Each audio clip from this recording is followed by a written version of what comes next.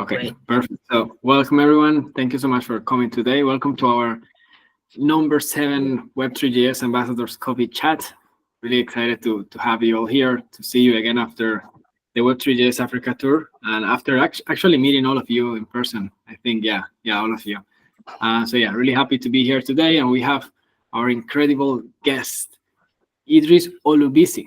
That's how I pronounce that. You're correctly? Perfect. Yeah, that's Yeah, amazing. So he's the DevRel at Axelar, and yeah, today we are going to learn about his life, his experience, his career, and I'm really interested, particularly in his technical skills, to learn from him too.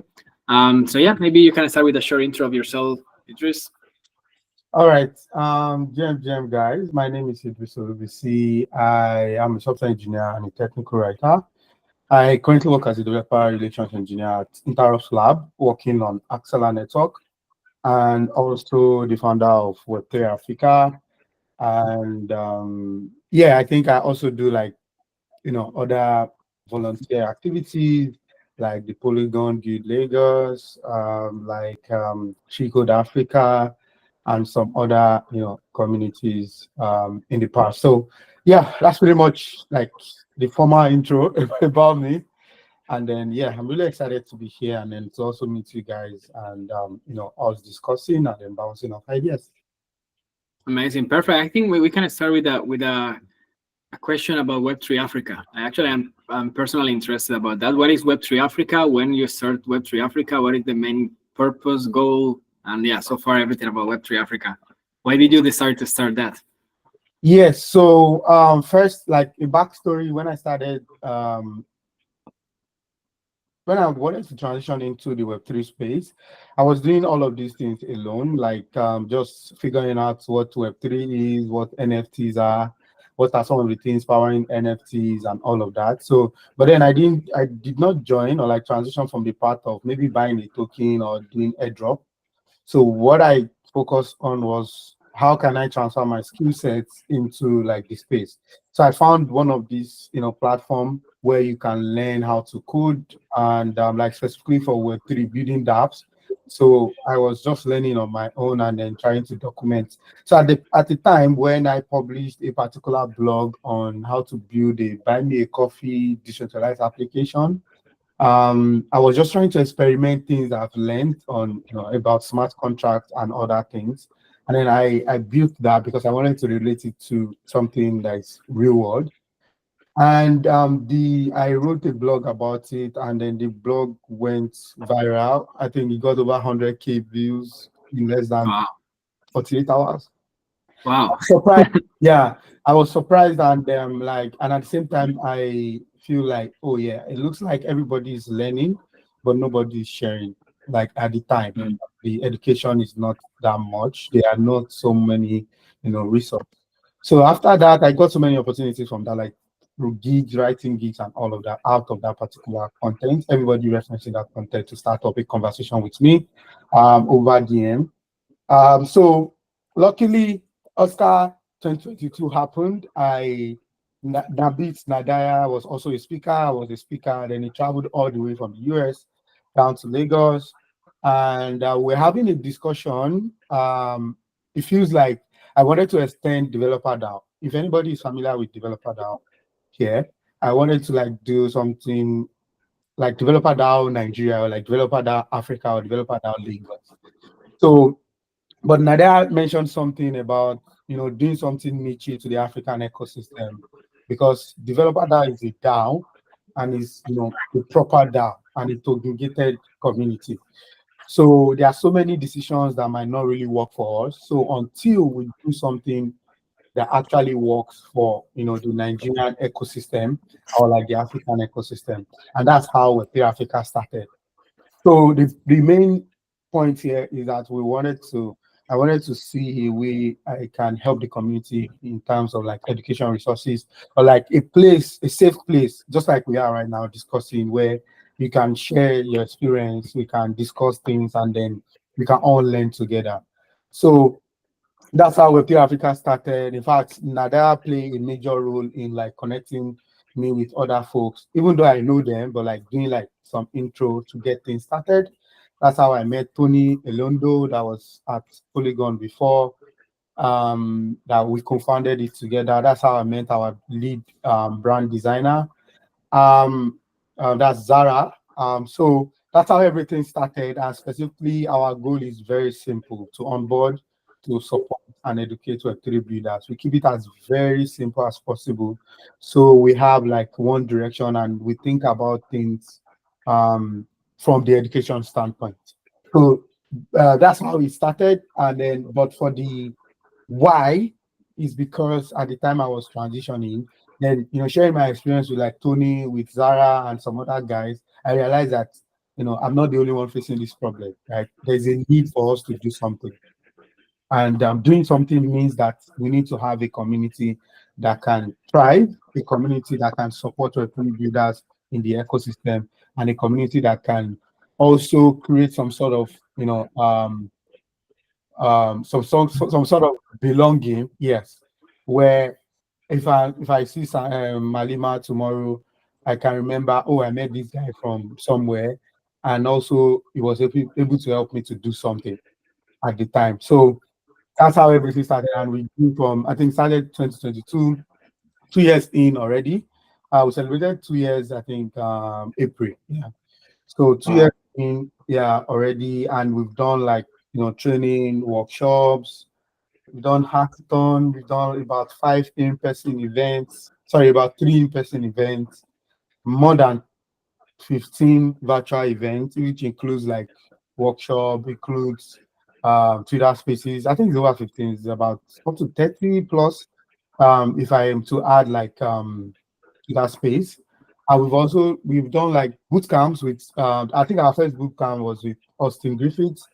That was the first ever boot camp, and then we've had like another training that we collaborated with Three Breeze, and we did hackathon. We got sponsorship from Bonds and this guy Chain ID. Like we've done quite a lot of things specifically for training and education. Even though we got like series of partnership from a lot of people, but we kind of prioritize the one that can really benefit the community and not just shilling your project. Yeah. Wow, So that's very nice. I have a question, like going back to something that you mentioned about the blog that went viral. Do you think that was kind of like your starting point, or before that you were already into Web3 and everything was going well? Or when this blog get viral, that kind of, let's say, changed your life? yeah, so like it was not the starting point. At the time I was already learning, right? But the interesting thing is that I was working as a backend engineer full time. I haven't transitioned into the space. Even the time I wrote the blog, I haven't transitioned into the space. So I've been learning alone, like just learning Solidity. I already have experience working with JavaScript and TypeScript and front end library like React and Vue at the time. So it was just easy for me to like pick up Solidity and then combine it with the existing knowledge of React to build a front end app, just like you normally do today. So the blog was not the starting point. The blog was just the thing that changed my life and gave me that kind of exposure that I needed in the Web3 space. Even though I've been creating like content back to back to back in Web2, but specifically for Web3, that blog that gave me a lot of connection with Morales founder, with a lot of people that I respect in the space, and which kind of just give me that yes, you can do it, Idris. Just keep pushing. Okay, that's great. That sounds really interesting, because sometimes you can just do blogs, videos, and nothing goes viral. No one watch anything, but then you do one that can get 100K in 48 hours, and that can change your life. Like it wasn't planned at all. Like I was not expecting it. So that kind of send the signal, which is what I usually tell like a lot of people about like writing or doing videos or traveling to speak at events. There's just one thing that you won't pay attention to, and then that thing will just go viral. And because of that thing, you get like so many opportunities. So before then, I've been doing a lot of writing. In fact, at the time, I was writing for Free Code Camp. I was writing for Section Engineering. I was writing for Aviel, AppSmith, some Web2 platforms like that. So it's not my first. In fact, it's not even paid blog. That's the interesting thing. Like it's just my own personal Ashnode blog. So it's not paid. So I just documented my learning just for me, so that anytime I need something, I can go back. Then I feel like, oh, why not just publish it? Maybe somebody will find it useful. And then like I just click publish and share on my network, and then that's how it went viral. So that was not the starting point, but that was a great milestone, and that really helped me and changed the way I think about things and also my life generally. Wow, that's great. That was great. Okay, now we have, this was a really interesting question that I was also wondering from before. How is kind of generally the work as a DevRel for Axelar, and how are you able to land the role while living in Nigeria? That's a very good question. Yeah, I always wonder that. How can I get a great job being in Nigeria? I always get like, or in Africa in general, I always get that question. So yeah, Yeah, um, yeah. I think it's hard to get a job, but it's also simple to land a role. So I'll tell you how. Like the hardest part is for you to get one opportunity, like step into a particular role and then move from there. I think that's the hardest part. You see, that first role is always hard, or like first mm, opportunity is always hard. But after that, you can only get better unless you stop learning. Trust me, like I've seen this, I've experienced it first, and there are a lot of things. Well, if the question covers it, like I will answer a lot of them when it comes to like moving from roles and also how I was able to like do some of these things to grow. But back to the main question, like landing the DevRel role. So it's a funny and interesting story because it was my friend that applied, and then he reached out to me. Um, for like DevRel advice. First, that's his first DevRel like opportunity, and he wants to give it a shot. He has been writing code for a while, but he just wanted to start doing DevRel. And then he scheduled a call with me, like, oh, yeah, I want to go for my first interview about DevRel. Can you give me? Now we spent about 1 hour, 30 minutes discussing some of the things that I use for my own personal interviews for any DevRel role. And then he went in the first one, yeah, he got the first step. He came back and was like, yeah, bro, first step done. Next thing is the second step, which is like kind of technically related. I said, oh, okay, yeah, you can go ahead. Then after that, I did not hear back from him. Like, this joy when you finish an interview and then they yeah, move you to the next they just and you go back. disappear. Yeah, Yeah, yeah. So like I didn't get any feedback, but I was like, oh, maybe interview process and the technical, maybe. But after about 3 to 4 weeks, yeah, it's over a month.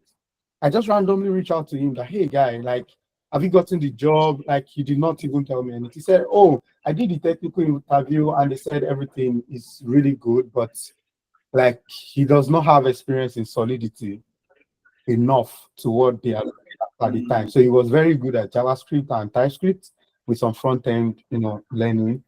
So I'm like, oh, I see, Solidity, okay.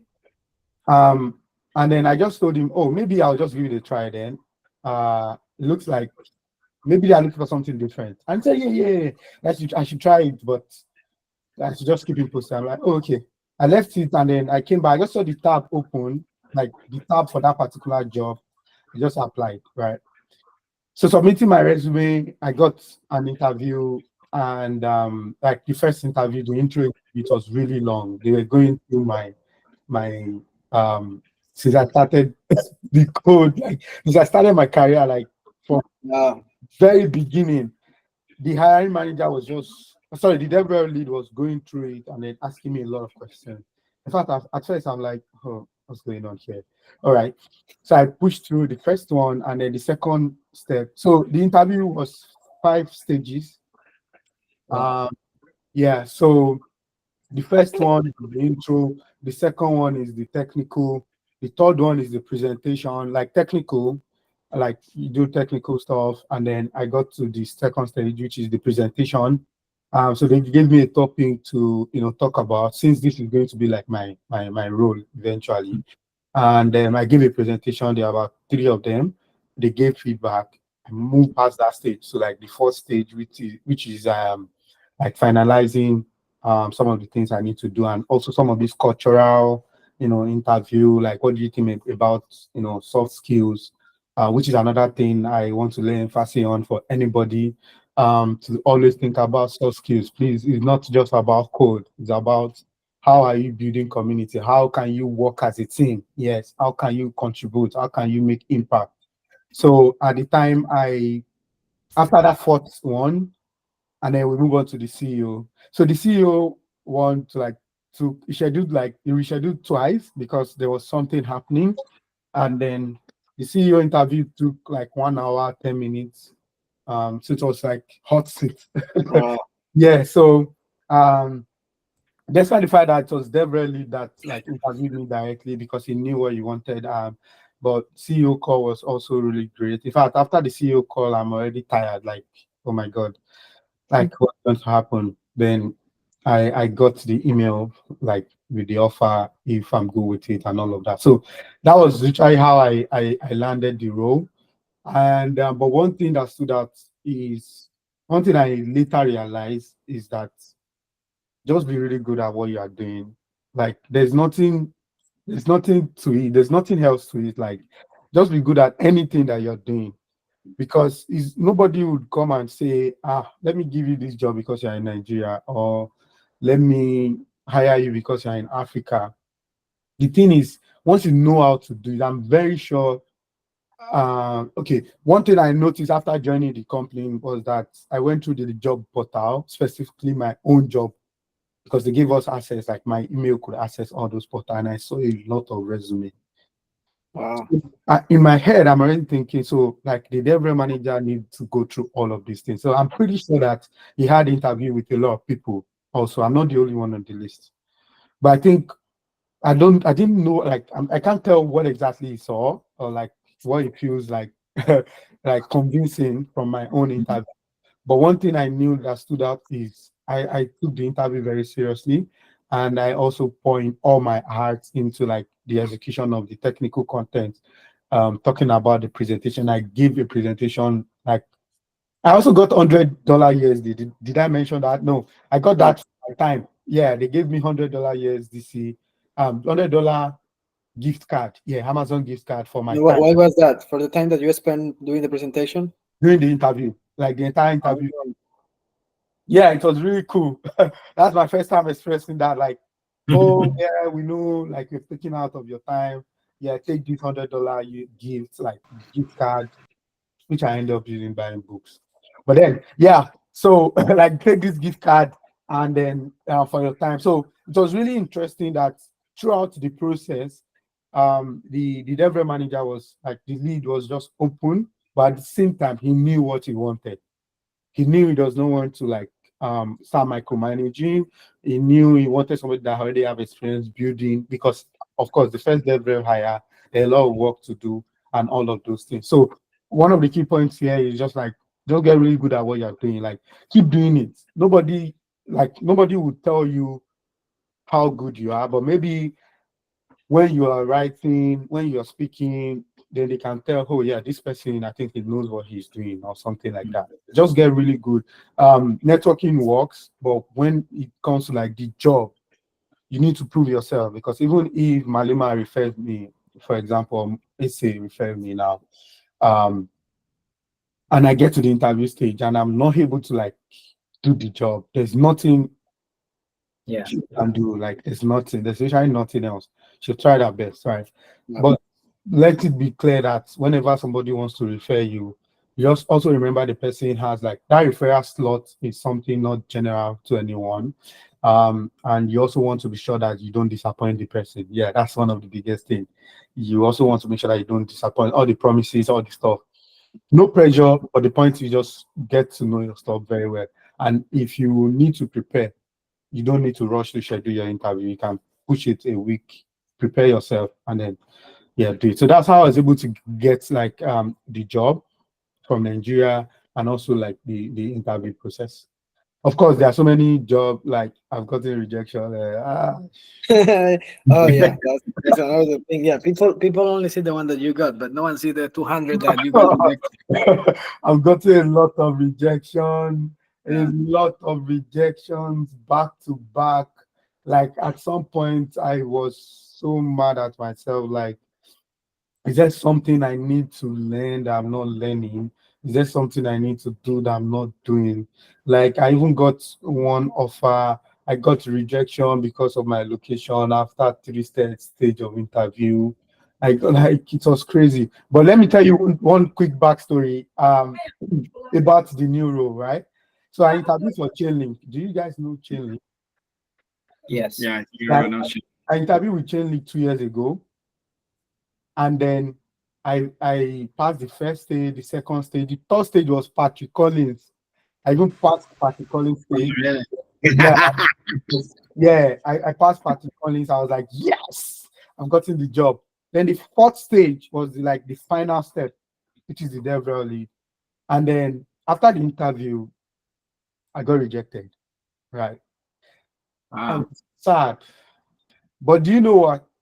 Wait, that was for DevRel? Yes, DevRel also at Chainlink. Yeah, DevRel. But do you know the interesting part? The step I got rejected, the person that interviewed me is my new manager now at Axelar. Oh, really? Yeah. Wow. I immediately I when I got rejected, I'm like, oh yeah, life moves on. Like I got the Mara opportunity. I joined another company and I was good. Right. So when I applied to Axelar and then I saw that name, I'm like, oh my God. Another one. But then So he was the one that rejects you on Chainlink. He was the last one, last yeah, like stage. about a year plus before my interview with him Yeah. again. So like when I was going to like interview for my current role, I'm just like, oh, he's him again. Damn. All right, let's do it. So I went to the interview with all mine straight. I didn't mention anything like I've ever met him before. I just do Yeah. my thing. And I'm not sure he remembers me. I'm not sure. I doubt. Maybe. I can't tell. Oh. So So I just you never knew why you got rejected? You never ask him? I did not know. You know this unfortunately we move on with another candidate's email. Yeah, that was what I got. Right. Yeah. Yeah. So but one thing I noticed is that I made a mistake, which is maybe what you guys can learn also from. During the interview, my interview session with him, I mentioned I started learning Solidity about 3 months ago.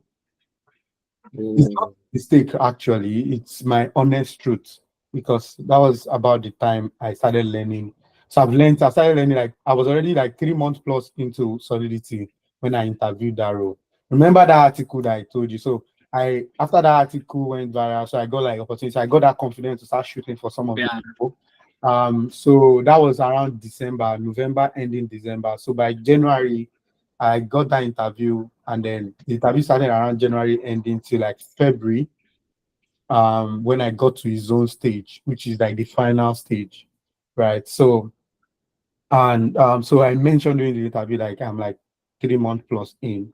Immediately mentioned that I'm already feeling like, oh my God, am I supposed to say that? But that was the honest truth, right? But and then I think that was why maybe they needed somebody that is, Chainlink now. Chainlink is more, hands-on, and at the time that they're looking for DevRel, they needed somebody that's also really, really hands-on. Even though I've been doing a lot of stuff with Solidity, but they needed more, experience. So I think that was the reason. So immediately after the call, immediately after the rejection, not the call, after the rejections, I was reflecting like how did the interview process, went in my head, and I just figured out, oh, maybe that was the reason why. So Okay. it's the interesting part. Like you never Yeah. can you can see anybody again. But one thing is that the changes from even though he remembers me, I don't care. Like the changes from that 1 year plus, I already made impact. I've made improvement. I've done a lot of things in my own presentation, Mm. upskill the way I interview, do so many of these things myself and then learn. So that way I'm already confident, even way more confident than when I interviewed with him the first time. Well, how long have you been at Axelar right now? It's 1 year, 7 months, right? Wow. Okay, that's a lot. Almost 2 years. Yeah. That's amazing. So yeah, for sure your boss is happy. You are there for almost 2 years. Yeah. I'm not sure like um he remembers, but yeah, it's good since that time. Yeah. And you never told him that about the Chainlink thing? No, I've never mentioned it. Okay. Yeah, I'm just looking for a good time. So I was supposed to go to for offsite in the US like earlier this year, but because I didn't get like interview, which are some of the things we deal with in Nigeria, like I didn't get like interview for visa appointment at the time. So that was the best time I was planning. Oh, let me meet him in person and remind me him like, yes, do you remember this, and all of that? But it didn't happen. So hopefully maybe the next offsite we are going to meet in person. Yeah. Okay, yeah, that's interesting. Now, let me just move on to another question. Aside the technical side, what are some key parts of your DevRel journey? That's a good one. Aside the technical, Side. Yeah, aside the technical side, what are some key parts of your DevRel journey? Like maybe other things like the soft skills that you were mentioning before. yeah, I think there are a lot to it aside technicality, because DevRel is not a software engineering role. So if you are doing a software engineering role, you can just focus on like fixing your ticket, and then you'll be good to go. Like move from one task to the other. But you see, DevRel, you doing more than coding, right? So you code, you build code samples, do all of those things, and then do activities like number one, community. Managing community. You're not a community manager if you're a DevRel. Please don't get it wrong. Or if you're a developer advocate or developer relations engineer, you're not a community manager, but you should have some influence in community. You should try to be somebody that can help within the community. Right. That's number one. Number two is events. Events is also part of the activity that you need to deliver. Excuse me.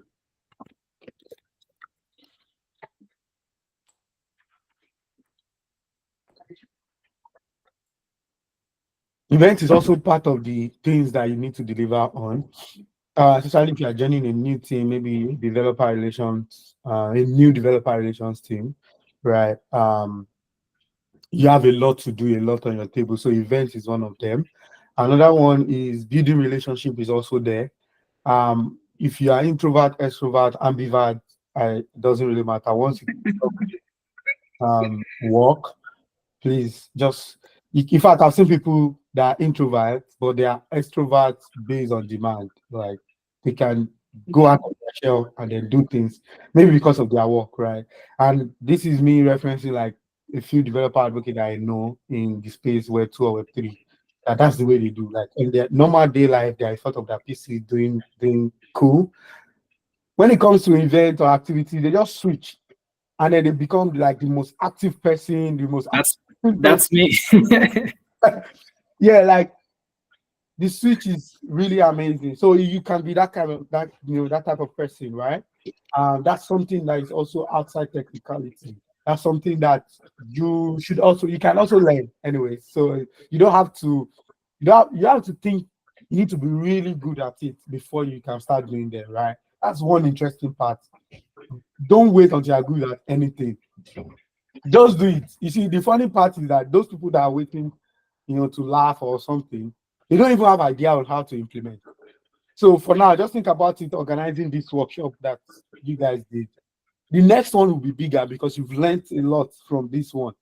And that's the main point of doing it in the first time. So just doing it would help you like learn and then even do better. So that's one interesting thing about community activities, soft skills, building. When I say building relationship, you might be thinking, maybe I need to start talking to people. I don't have that strength. No, just start small. Start from your friends that you know. Start from your friends' friends. Maybe he or she added you to a group. You start meeting other people. Start from there. That way you can, boost your morale on how you need to approach other people and even get better at, that particular skills. Another one is also this is not technical, but this is being kind. Just be kind, right? There are so many reasons to it why you need to be kind. Because why I'm mentioning kind is, you might be like, oh, okay, why? So why I'm mentioning being kind is, see the example of my job that I gave right now. I was just being kind to my friend, like helping him out for the interview process. I never knew I was going to apply at any point. In fact, I was not even interested in applying. Because Yeah. when looking at the website, it looks like they are doing front-end related things, right? Just looking at the website. So I'm like, I'm not interested. I needed like hands-on opportunity, like hands-on experience with like backend, smart contract, and all of that. And then I was just being kind, schedule like 1 hour plus discussing how he's going to excel at the interviews. And then he did. And after the whole thing, I tried I shoot my shot, and then that's how I was able to get the interview opportunity, and then eventually land the role. So act of kindness might be small thing. Maybe you just helping me out, you just doing this. Sometimes you just need to go out of your way a little bit and then do something and don't expect any feedback. That's one thing. If you expect things, you get disappointed. That's one thing I've learned personally. Don't expect anything, right? If you have the time, do it and then just move on. If the person comes back and be like, yeah, thank you, I really appreciate, yeah, also appreciate that kind gestures, like, yes, yeah, thank you, receive it with everything, right? But if they don't come back, like, don't expect they will come back or everybody will come back and thank you or like be really, really grateful for everything you've done for them. That way you reduce your level of disappointment a lot. In fact, you won't even be disappointed because at first you kept everything open and then you're being neutral, like um you're being neutral and then everything is okay. And the final thing there, another one I want to mention is patience. You need to be patient though. Which one, sorry? You need to be patient, right? Patience. Oh, yeah. Be patient. Very important. Things sometimes you want things to work this way, this way, this way, this way, and then but things will change or decide to work that way, that way, that way, that way, and then you'll be like, okay, am I the person at fault here? So that's so many. Even me, I still have like a lot of things. Like a lot of people, OGs in the space, they have a lot of things to deal with. Yusuf have a lot of things. My guy Kojo, he has a lot of things to deal with. Like so, sometimes things will go south. Like you just need to be patient and then just trust the process. Yeah. I think that's the right thing. Just trust the process. Yeah, things will fall in again. Wow, that's great. Yeah, I was taking the notes here of everything: community building, events, networking, kind, patient. I think being kind applies to everything in life. Yeah, when you are kind, you will always even get rewards without expecting that in anything. So yeah, that's a really good one. Maybe before we jump into the next one, let's take the photo. Let's now take the screenshot time. Is Okay. everyone, is everyone here? Can you turn on the cameras? Yusuf, Kwaku, Moses, Ayo, Happy. Pete. Oh, nice to see you, Moses. Let me just put my Web3JS shirt. Ayo, Kwaku. Okay, Ooh. let's wait for Tupac of Web3. Let's Kwaku was here. Kwaku just went to pee. He was here the whole hour, and now that we are taking the photo, he went to pee. Oh, talking about pee, a really funny story. I don't know if in Nigeria is the same, but I was doing a tour in Uganda, and then I was telling the guy like, hey, can we stop to pee somewhere here? And then he was not stopping. He was like so weird. Like, I see everyone is just peeing in the trees, like in the road, right? And he didn't stop for me to pee in the trees. And I was wondering why. And then after 1 week of traveling together, I noticed that for he pee was to poo. So that's why he was never stopping, because he thought that I was just going to put my pants down and then just poo in the middle of the street. And I was like, no, I just needed to pee. And I said, oh, we call it short call. And then the other one is called long call. And yeah, and then I learned that you don't say pee, you say short call in Uganda. Yeah, it's the same in Nigeria. No, I think P works in Nigeria. Like Yeah, normal. Yeah. I want to myself or something like that. makes sense. Okay, now we can take the screenshot. Yeah, Ayo and Mutiba, I guess they're not here. So yeah, just smile. I want to see this logo. Okay, this one looks better. Oh, this shirt is different. Okay, so I will take a screenshot. I will count to 3. Maybe here is better. Just smile. Okay, 1, 2, 3. Okay, I took it. Just 1 second. I think there's some. I think I saw something right now. Just doing this. Am I the only one? There's this balloon. Yeah, yes. Oh yeah. Oh yeah, it doesn't work for me. Yeah, That's that's really, that's fun. Google, that's fun. Working for me. Yeah, I think this also works. Yeah. How come you're the only one getting it right? Like, oh my god. Hey, how How people? about you? Jesus Christ, it doesn't work for me. Okay, let's Like it's crazy. Like okay, here we have two interesting questions. Let's continue with that. Also, guys, if you wanna say anything, like feel free to interrupt me. Like, don't I'm not the main guy here. It's just because no one takes the initiative to say anything, so I'm leading the conversation. But if you wanna say something, yeah, feel free to raise your hand and you just speak. This is a really good question. Will you have? Oh, okay. Maybe Jesse. Maybe then you ask first. Yeah. Okay, so I think I wrote the question on the Excel sheet, but I wanted to ask, how do you balance these three involvements appropriately? Like, are they all time consuming and demanding, or like one of them is more time consuming than the other? Like, is leading Web3 Africa, is it as time consuming as being a DevRel? Is it as time consuming as being a blog, or like there's a hierarchy and everything? And how do you balance them? How do you juggle with other things you do? yeah. That's a very good question. First, I don't know how. That's being honest, right? But one thing I've noticed is that like it's a lot, right? So, but what I try to do for Web3 Africa is to build a system because I've like given so much thought about it. Like, how can I scale this thing? Like, I cannot be doing everything. I cannot be managing everybody. So we have a team of volunteers. We have a community manager. We have somebody handling our DevRel initiative, Joshua. I think you guys know him or like might have met him. Koha, yeah.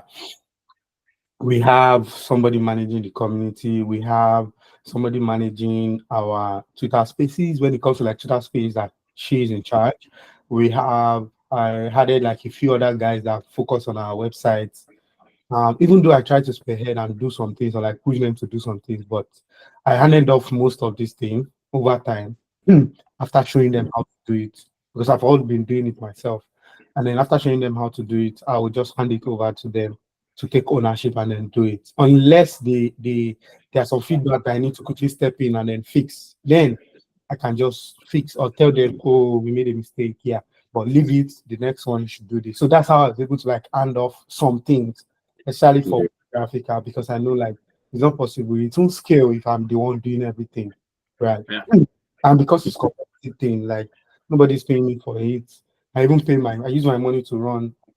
Not only my money, like people on the core team, we use our money to run infrastructure like website hosting, doing all of this. There's some admin payments that we did for Discord that it's out of our pocket. So all of these things we run it on the side. So that adding that additional effort to it is like, okay, if you don't want to miss out on some things that you need to be doing with communities, then you need to delegate properly. And that's the approach we took. Like, despite the fact that we are not also paying anybody. That's one thing I've learned from the beginning of everything. Don't ever make your community transactional. Once you start paying, once there's no amount of funds to pay again, everybody will lose interest. And then that's not a community in the first place, right? So it doesn't mean that if, for example, we are doing workshop, you give me merch. That's a good act. Like, yes, I want merch.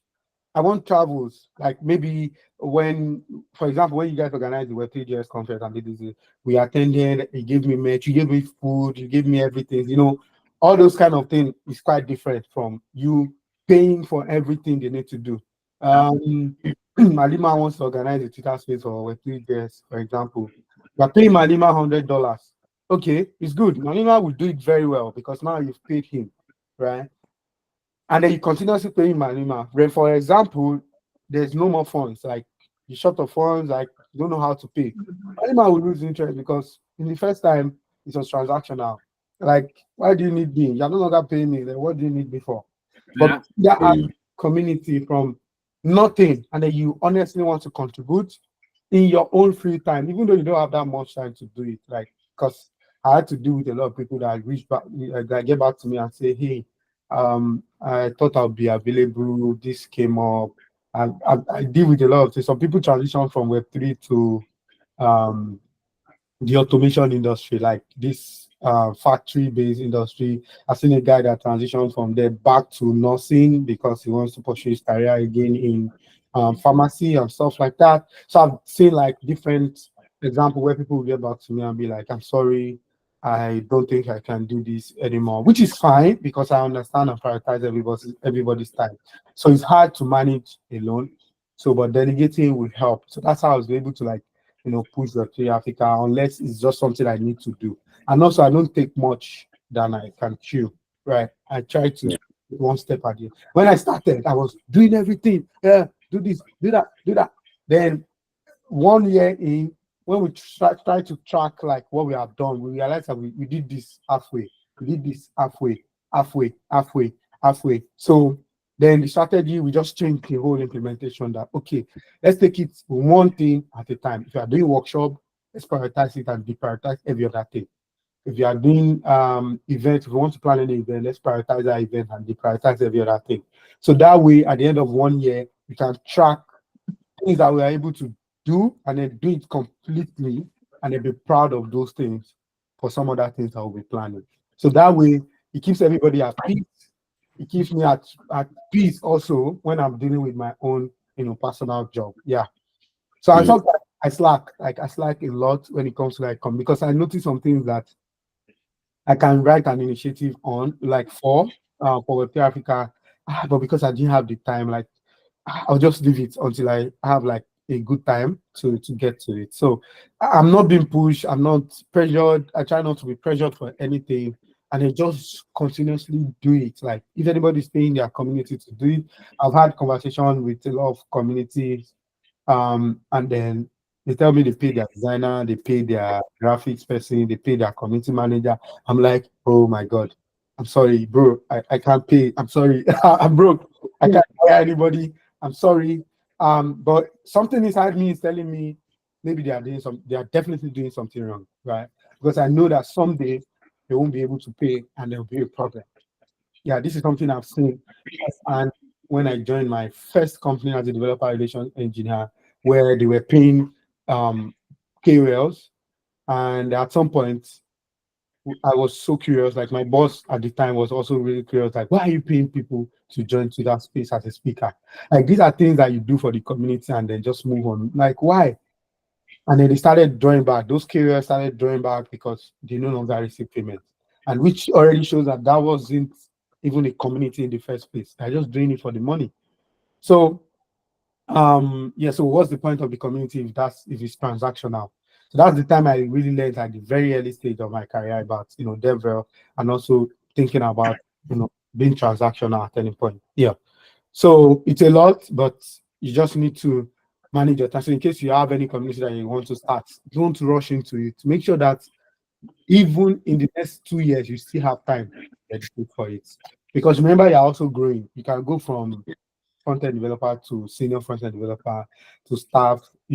Remember, the more you grow, the more you have like a lot of things to do. And then things can start adding up. Things like maybe you get married, you now have kids. Just remember all those things. Like those are moving parts that you get to. Don't worry, you get to that stage, and then you have to deal with it. So if you have a lot on your table, then it means that you don't want to abandon that your community completely. So over time, just spend a lot of time building it out, and then don't rush. Just keep building in as much as the community, and you're not selling any products, right? But if you're selling products, like when I mean selling like products, yeah, buy this thing, buy that thing, yeah, that's what I mean by selling. So if you're not selling, in as much as you're not selling, but if you're selling, now you can treat it as a product, like as a business. But if you community, just keep it as that community energy. Let it be driven by community also, and also be somebody that will just be open to like help any other person. Okay. Thank you very much. Question, yeah. Thank you. Yeah, that was a long answer and really, full of knowledge. Yeah. I think we can have maybe the last 3 questions here.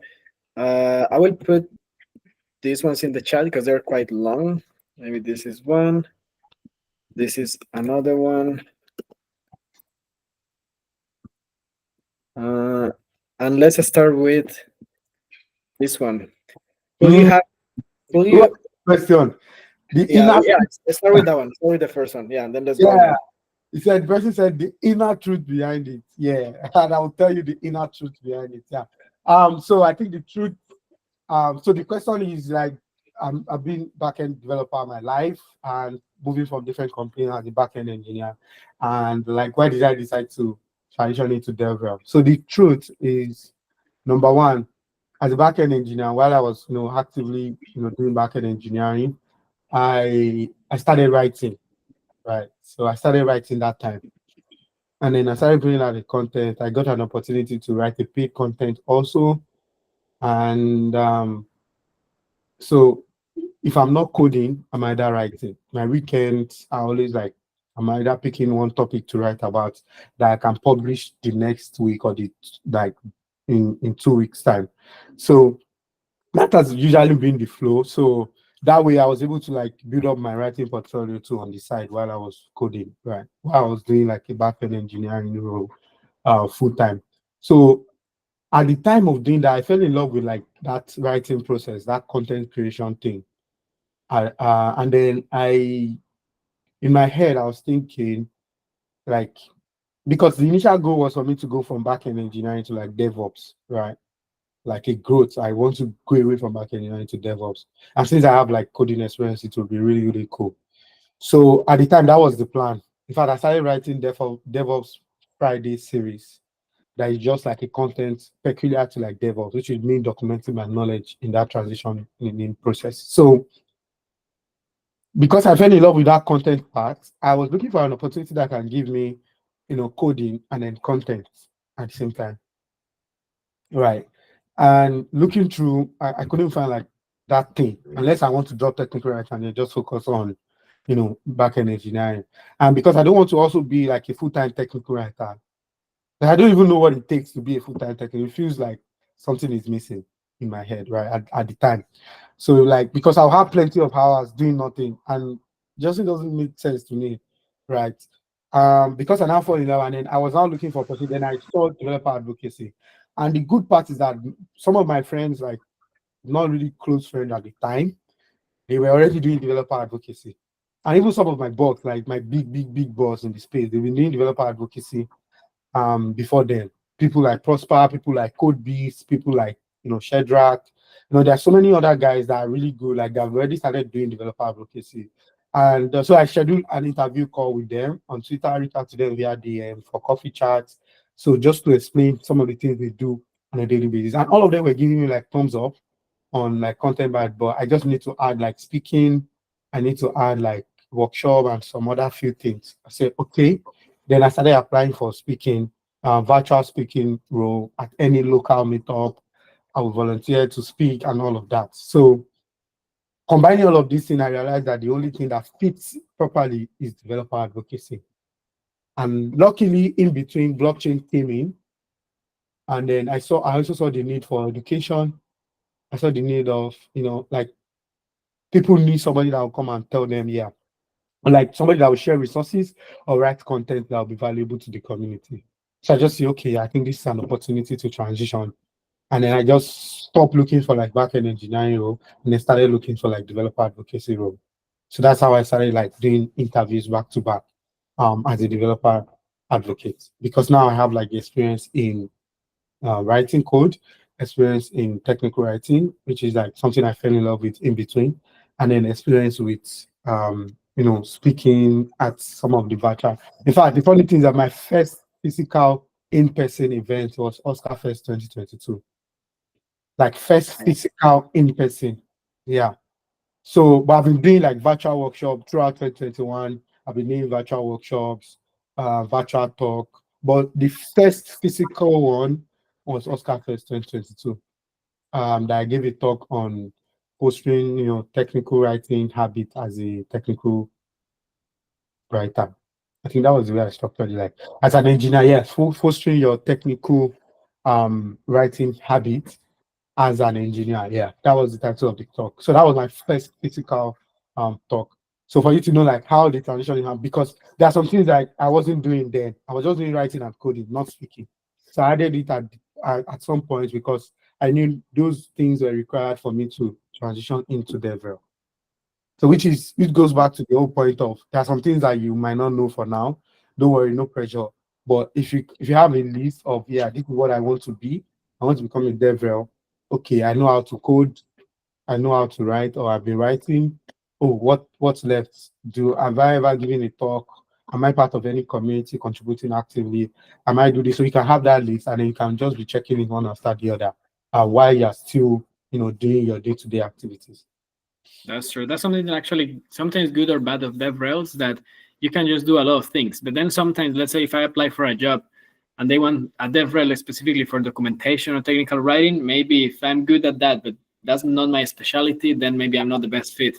So yeah, that really depends on the company. Sometimes they have 3 DevRels for 3 different things, or 1 DevRel that is doing everything. So yeah. Exactly. And I think the fun part is if you are, even though you are doing everything, like it's a lot, but they are just trying to help you somehow. They're also helping you because you are learning really hard. So that means your next opportunity, you now have more experience, and then you can do all of these things if you want. And then if they decide, oh, we're hiring you to join our DevRel team to just focus on docs, then that's good for you. So you just focus on it and then get good time at it, like get really good at it even more, and then spend a lot of time and putting in your best and doing your best.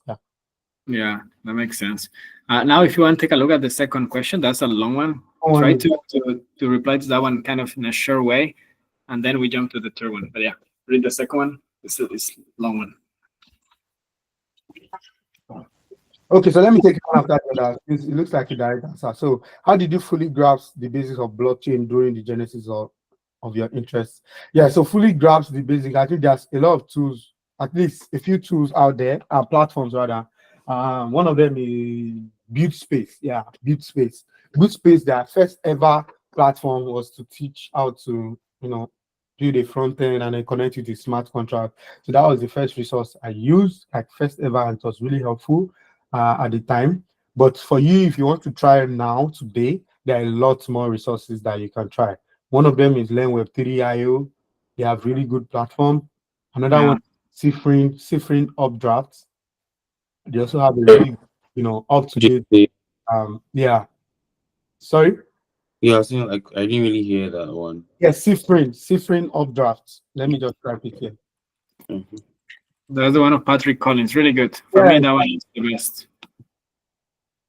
So we have Cifrin Updrafts. Updraft, not Noob Draft, sorry.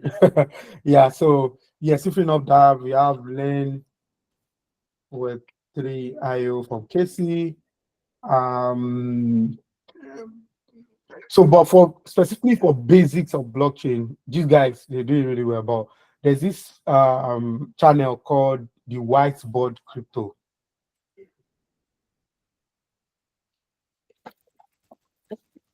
I will add there also the smart contract programmer, the YouTuber that is really good. Yeah, that guy. So the Whiteboard Crypto gives like why I like their channel is that they try to explain any technical terms in like using analogies, right? And their videos are very short, like 11 minutes, 12 minutes. So they just teach one thing and then explain with real world, right? So if you are looking, for basic and trying to relate it with real world, or you hear any terms that you don't understand, and even after Googling, you don't still understand, you want to get an explanation from like analogies, comparing it to real world, then just go to their channel, type in, search on their channel, search like any of those terms. You are most likely going to see a video that would explain that concept. So for Genesis and like basics of blockchain, you can try them out and learn. So what resources? Yeah, I think I already share like resources like this. There are a lot of resources, but everybody keep updating. See Frame and LearnWeb3.io, they have like really good guys that are focusing on it and then updating it back to back. So you want to have like updated information. I think the same thing as smart contract programmer, and also the same thing as there's this popular guy, forgot his name, on YouTube, DAP University. Yeah, DAP University, that one. Yeah. That he tries best, and he also had like things happening in the crypto space, so you can know. Yeah, how can we learn? Yeah. Yeah. So you don't need to like sign up here, sign up here, sign up here. Just maybe you can start with Learn Web3, try to complete their course module and do all of these things. So when you want to try like ciphering up updrafts, you already have like some background knowledge. It will help you go through faster. And then by the time you now think, oh, you want to try alchemy, then you have like solid experience already. So there's no like I'm not ordering it that way. I'm just giving you like an example. You can start with any and then move to other ones to just get really good at it. So do you still learn as a DevRel or just complete tasks? If so, what's the result? Okay. Yeah, I still learn a lot. In fact, I learn like every day from people from I also do some indirect learning, right? If I attend your event, I've learned something from your event. That's just me, anyways. And you learn from people a lot too. Yeah, like I learned from people a lot. In fact, I wouldn't know, but at some point when I'm doing like reflection, I'll just realize that, oh yeah, this concept, I think I learned this idea from where? Okay, from these guys. Yeah. So that's how I learn. Like I learn. So if I see something you did really well, or like I love the way you implemented it, yeah, I'll just note it in my head. So whenever I'm doing something related, so because my work like cut across a lot of things. So if I attend your event, either or I'm volunteering at your event, or I'm helping you co-organize, even if I'm not actively like contributing, but I was able to attend and see what happened, I can learn one thing or the other there. So learning could be like learning from what they did best or learning from their mistakes. Don't get it? So it could be the learning from what they did best, like really well, or what the mistake they made, and then so I don't face the same issue or like make the same mistake. I'll just learn from it. Yeah, so that's how I learn. There's nothing like pro. Nobody is an island. A lot of people learn every day, which usually you study well. Regular person, pro level. Yeah, so I also use my dad a bit resource. He do share a lot of resource and videos also. It's one of my like OG devils in the space. Nadar, Beats, Code Beasts. So particularly for Web3, I would say Nadar, Collins, and a few other guys that are really doing well. I think Francisco is also there. Like, so it depends. Like some people, like looking at some of these, gurus, you just know what they are really good at. Like, some they're like really good at videos and that's all they do. So you can take them, oh yeah, this is my OG when it comes to video. Some like technical concepts, the way they teach. I just know, oh, whenever I'm thinking about teaching, this is my OG. Maybe some the way they do like social media activation. So whenever I want to think about how to run my socials, this is an example. So that's the way I put it in my head. Like they are doing a lot of things, they're really doing an amazing job. But for me, like they're doing one thing or the other more than each other. So I just pick them and then note that this person is really good at this thing. Yeah, I want to be like him, or like I want to do what he's doing, and that's how I pick things from anybody. You don't have to. In fact, I learn from people that are not even in DevRel, that they are doing like community activities. I learned a lot from people. You just volunteering and doing stuff. I do learn a lot. Makes sense. And then the last one here, which is really interesting. Oh, okay. Maybe Malima, you can jump. That's fine. Malima. Malima, the boss. Yeah, okay. So yes, thank you, Idris, for all the experience you've shared so far. Just wanted to ask a question regarding to let's say when organizing a real life event, how do you manage that crowd whereby everybody want to have a one-on-one talk with you, right? And at the same time, sometimes you may not be able to give everybody your full attention. So how did you manage whereby, because definitely some people may end up going home like, this guy is showing up, not responding, not giving me time. So how did you, because I see it when organizing event is something common. How did you do your own, so that maybe it will help me too? Because yeah, I think it's a big problem like everywhere. It's not something you can control. So there's no best practice on all of these things. But I think one of the ways you can do it is So you need to be prepared, right? So that's one thing. You need to be prepared of all of these things, right? And if you need to take energy drink, you need to drink. Yeah, just take energy. uh, because you need like that energy. Like people want to see you in that right energy, that mood, right? People don't care about what you are going through at the time. Or maybe they are the second person or they are the 100th person that you're talking with, having a chat with that day. Like they don't care, right? So you need to first prepare your mind that that's going to happen. And then number two is try to like give a concise answer to some of these questions. Okay. And then give them like a call to action. Maybe your best place to have a conversation is WhatsApp. Give them your WhatsApp number. Maybe your best place is Twitter or LinkedIn. Quickly connect with them on LinkedIn and then let them kick off that conversation. So if you answer a concise question, connect with them on LinkedIn or Twitter, and then you can continue answering all these, questions there. There will always be questions, right? People are curious, people are learning, even you yourself. There are some people at the event that you also want to meet and you also want to learn. So that's the way everything like interconnected with each other. I want to see Santiago, like I want to see Santiago, but like somebody is waiting for me to see me.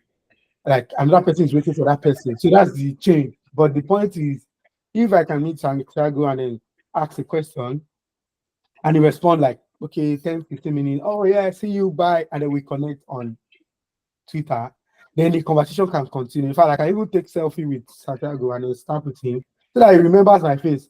I'll just send him the picture and then say, hey, nice chatting with you today. So he already remember, and then we can continue that conversation, right?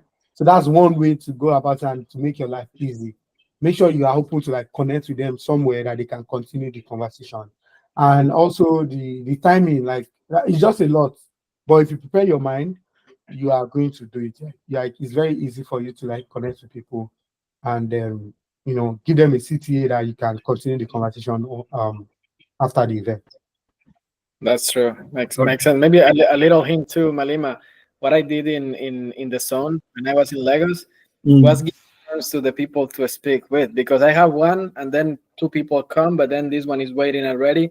So I was like, sorry, this is first, then this is second, and then people were just waiting one by one, and yeah, that's fair for everyone. Yeah, and also because you were also prepared, right? Yeah. You were prepared for, you knew that was going to happen. Probably you don't know, but you end up knowing like, oh yeah, this is going to happen. So you prepared your mind and also give them that time they need to have a conversation. A lot of people just feel like, okay, when I meet you in person, we can talk more. And even though you meet you in person and the discussion is just 5 minutes or 10 minutes, they're okay with it, right? But a lot of people want to feel like they want to be around you. Maybe you are talking and they are just learning, so they don't just want to leave, they're just around you, which is fine because you also do that to like some OGs too. So which is not a problem. Sometimes people want to see people doing good stuff or like people doing stuff they are interested in. They want to talk to them because they feel that's the best way to like learn, right? Which is actually the best way, not even feeling like that's one of the best ways to like learn from people. When you see like maybe people of your color, people of your age bracket, or people of your caliber somehow, or people that normally you don't get to see them, and then because of a particular event they're around, so you want to always make good use of that opportunity to like get them and talk to them. Okay, thank you. Thank you. And then the last one, which is really, really good, that I wanted this question. I don't know who asked this question, but it was really good. Could you have secured your DevRel role with no technical knowledge, or does that make it impossible? This question, I have like two different answers to it, but I think I'm going to be biased a bit here. If you want to be a good DevRel, please, the first thing to note is be a dev first before you add the other rel. That's just let me tell you one thing, like this no technical knowledge. I do not understand, to be honest. Like like I don't know how you want to cope if you don't have like technical knowledge. Then probably you're just a community manager then. And even though you're a community manager, I won't say like community manager with technical experience do get like more offers and more opportunities than the ones that are just creating plants everywhere. So like I'm not dragging anyone, but I'm just trying to say like being technical is very, very, very, very important. In fact, don't rush to like start doing community thing. Try to, if it's front end, you know how to do, just be really good at it. If it's back end, if it's smart contract, if it is DevOps, any of those things, just be good at it. Because when you start putting, it's easier to put yourself out there as a dev, start speaking at events, start speaking at this, start speaking at that. Opportunity will start coming. Yeah. And this opportunity are like tied to like technical knowledge. If you check any DevRel JD, you see that they always add like that technical section. That's true. At least JavaScript or Solidity, always. That's true. Yeah, like there's something that, if you know this language, but if you have this is an addition. So even if they list out hundreds of things around events, travels, community, and dogs and stuff, they still put that part of tech. That's just sending a signal to you that you need to have hands-on experience. So I'm sorry if this is not what you're expecting, whoever asked this question, but the thing is you can't do away with technicalities if you want to be a good developer. So I'll give you an example. I'm going to mention Nadaya again. See Nadaya, see Patrick Collins, see that guy in tech, this Superform guy. See Francisco, see who again. There are a lot of them. The list is quite long. See Mark Kodenik, see Pratam, see Pratim. There are a lot of them. I can keep like mentioning names in Web 3 and Web 2. Oh, let me mention like some ecosystem, like Nigeria ecosystem dev that are like really global. See Code Beast, see Prosper Otemuyiwa, see Shedrag, see Didi Code, see Bolaji Ayodeji, see Shodipo Ayo. Like these guys, check them. Go back to like maybe 2-3 years down the lane, their career path. You see that they either start as a front-end engineer or a software engineer or a back-end engineer, and then so they have this technical experience. There's no other way about it. Forget the hype.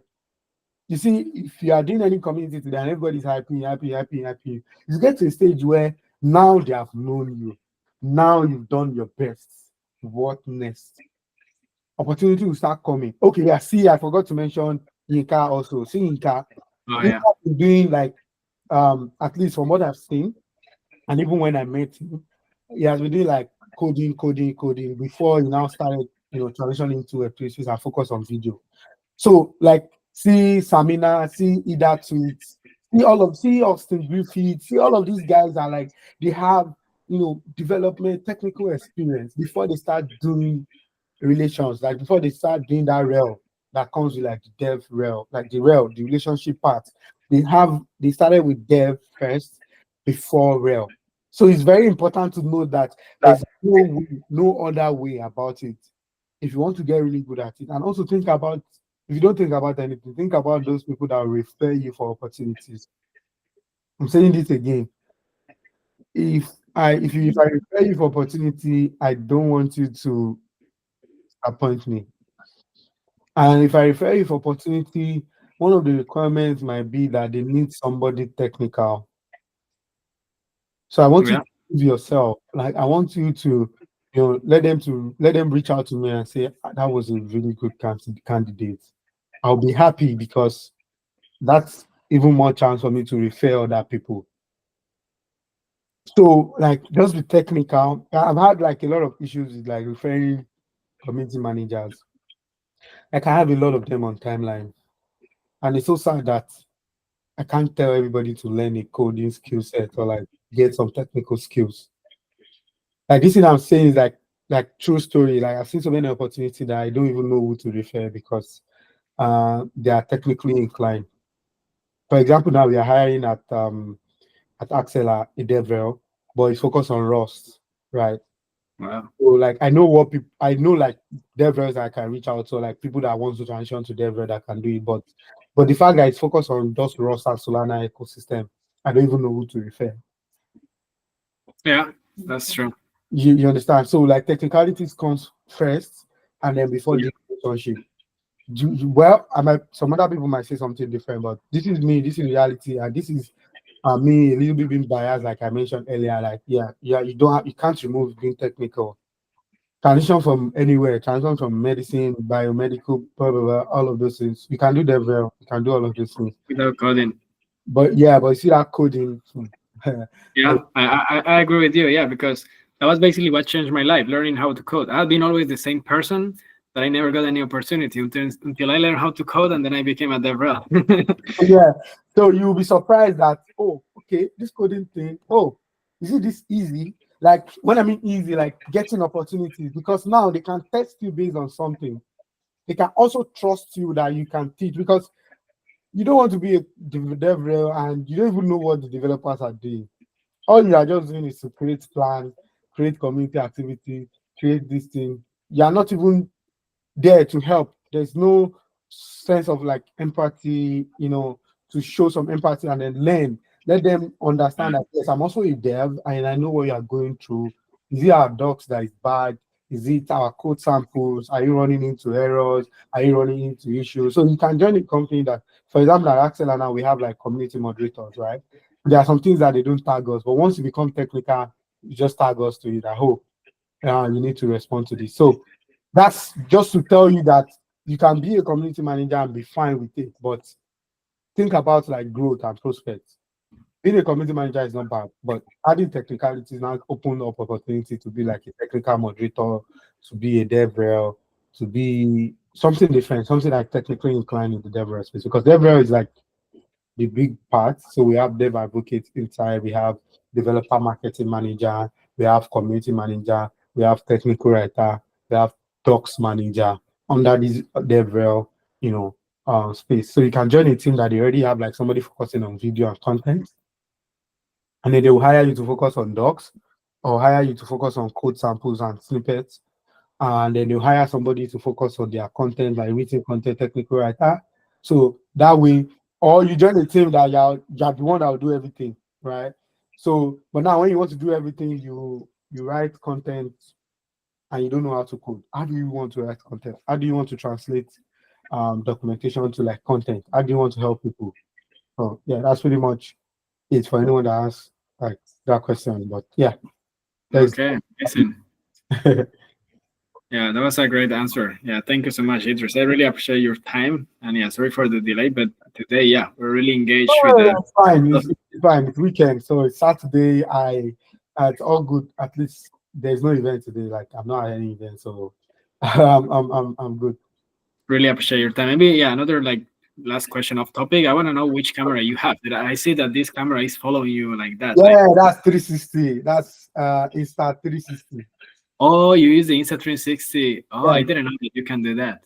Yeah. Okay. If I bring it out then. Okay. Wait. Let me show you something. Interesting. Let me just stop the recording. Yeah. 1 second. Okay. So this time, yeah. All right. So I'm using my PC now. So this is the camera. Oh. Yeah. So you can see like there's this. Yeah, it just moves and it just follows you. Yeah. Though you can deactivate it if you don't want, but that's the default setting. Just like try to maintain stability, and if I change it now, for now it's using something else. So if I change it now, you can see just yeah, it focuses you there. Focus like do like this, and then it's going to focus on my face here. Wow. Okay. Yeah, nice. And stuff like that. It's really good actually. Yeah. I didn't know about that camera. Okay, so yeah, just please tell your social media so people, if you don't follow him, you can follow him on Twitter or LinkedIn. And yeah, then I think we are done for this weekend. Really appreciate your time, Idris. Yeah, thanks for also like inviting me, and also thanks for everything you've done. Like it's a lot. Seeing so I go everywhere on my time. I'm like, oh, this guy. Finally, maybe you rest when you're back. Because like traveling, coordinating, meeting different people, like that thing is not easy. Bigger things are coming. I can just tell you that for now. Let me celebrate with Austin Griffith celebration. Yeah. Thank you. Yeah, thank you. Really happy that people are seeing the impact. Yeah, we have a lot to do. And also like I also have like a lot planned for the African ecosystem, at least Nigeria and some other places.